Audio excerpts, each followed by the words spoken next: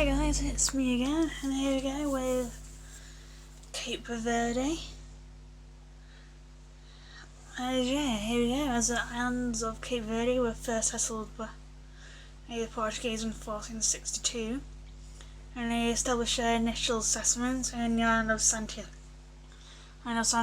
called Rio Grande, which is now modern day Verde, and they also named that island group Cabo Verde, now Cape Verde, or meaning Cape Verde and all that. And during the 16th century, the archipelago grew rich from transatlantic slave trade from Africa, and this attracted attacks from European privateers or pirates from like the famous Sir Francis Drake. He sacked Ribeira Grande in 1585, and in 1770 the nearby town of Pereira became the capital, and the islands then suffered a more economic hardship with the loss of the slave trade, but the islands became an important commercial trading centre because of its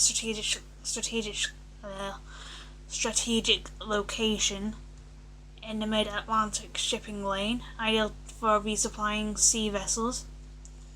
As Portugal changed the status of Cape Verde from colony to overseas province in 1951 in order to discourage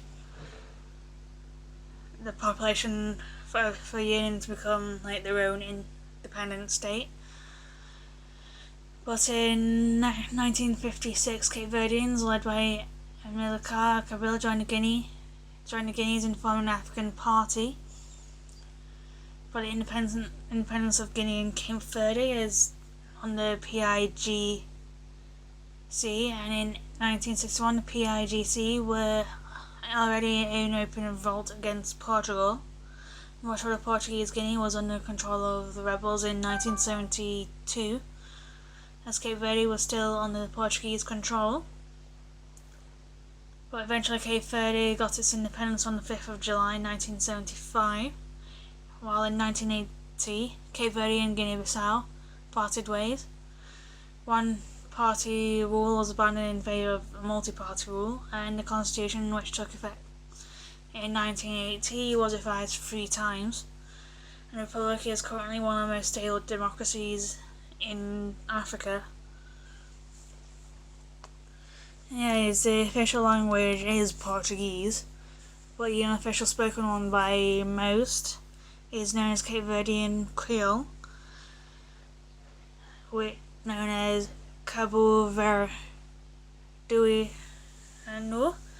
or simply called Creole or Crioulo, as the Creole spoken is based on Portuguese, and it's really the oldest and still living language of the native speakers, and each island has its own version of speaking the language, as the 9 dialects or variants as Cape Verdean.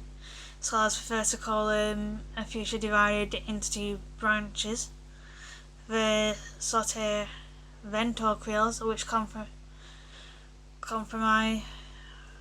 of southern variants of Brava, Voga, Mayo, and Santiago, and the Barlavento Creoles, which are the northern variants of Boa Vista, Santo Antão, San Nicolau, and São Vicente. As there's no clear explanation into how Cape Verde in Creole started, but there are 3 theories on how to kind of explain how they started, kind of thing. As the first theory believes that the Portuguese themselves created it by simplifying their own language to make it easier for the African slaves to understand or use it. The second argues that it was the Africans themselves who entered it by using West African grammar but using Portuguese lexicon or words instead of African. And still, the third theory insists that the islands have the mixed population of Europeans, particularly the Portuguese and Africans, that were born on the island, have developed with the unique language using the grammar common to them. And this would also explain the existence of various variants, although it differs in words spoken they share and the same grammatical structure. And the culture of Cape Verde is quite similar to the rural areas of Africa and Portugal, as their music is heavily influenced by African, Brazilian, Caribbean and Portuguese. As most typical nation is Morna, most likely sung in Creole. This is kind of like a lyrical melancholic dance, as instruments often include the accordion, cavaquinho, clarinet, guitar, piano and violin. Sorry for botched some of that.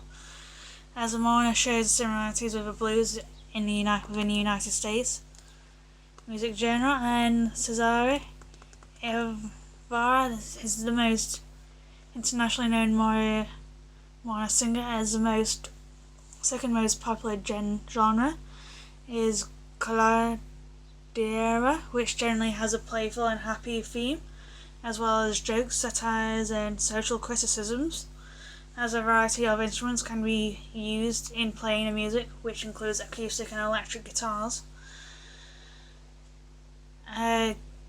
Cavaquinho, sorry if I botched that, please tell me if I said it right. Violins, clarinets, trumpets, percussions, and even electronic instruments like synthesizers and drum machines. As Fonara is an accordion based and probably the most upbeat of the entire Cape Verdean music genre, and its lyrics generally talk about what goes on in everyday life, as social criticisms and reflections.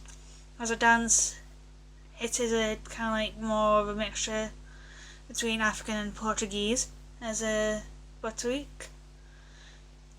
It's thought to be the oldest among the islands. Both the Portuguese and the church tried to eradicate it because of the African roots, but in the 1990s this has undergone a revival, as new songs were made and performed on stages, official acts and parties, and its literature is a treasure trove for kind of like Lusophone and Portuguese Africa.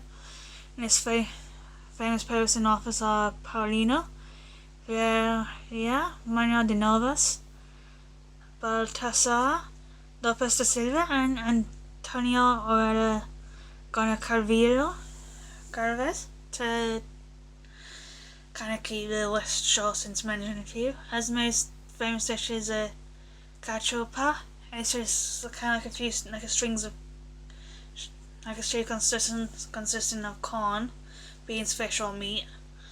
Although widely considered a national dish, each island kind of has its own variation of the meal. So yeah, I know I've botched a few words, and not. Please feel free to have a go at me down below. So yeah, bye for now, and I'll see you very shortly.